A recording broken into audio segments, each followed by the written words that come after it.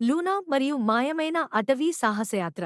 Luna అనే చిన్నారి అటవీ సాహసాలపై చాలా ఆసక్తి కలిగి ఉంటుంది. ఒకరోజు ఆమె అమ్మమ్మ ఇంటిపై అంతస్తులో ఒక పురాతన పుస్తకంలో నుంచి వెలుగులు విరజిమ్మే మ్యాప్ను కనుగొంటుంది. ఆ మ్యాప్ ఆమెను ఒక మాయమైన అటవీకి తీసుకెళ్తుంది. లూనా మ్యాప్ను అనుసరించి అటవీలోకి అడుగుపెడుతుంది. అక్కడ ఆమె మాట్లాడే జంతువులు, వెలిగే మొక్కలు మరియు గూఢచిహ్నాల ద్వారా పజిల్స్ను ఎదుర్కొంటుంది. ఆమె ధైర్యంతో మరియు తెలివితో ఆ పజిల్స్ను పరిష్కరిస్తూ జంతువుల స్నేహాన్ని పొందుతుంది. అటవీ మధ్యలో ఒక ప్రత్యేకమైన మెరుస్తున్న చెట్టును కనుగొంటుంది. ఆ చెట్టు కింద ఒక నిధి పెట్టి ఉంటుంది. దానిలో మెరుస్తున్న రత్నాలు మరియు ఒక మాయమైన పుస్తకం ఉంటాయి.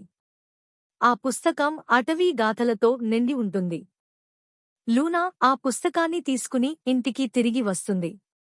తన అమ్మమ్మకు ఆ పుస్తకం చూపించి, తన సాహసాన్ని వివరించి, ఒకరోజు మళ్లీ ఆ అటవీకి తిరిగి వెళ్లాలని తేల్చుకుంటుంది.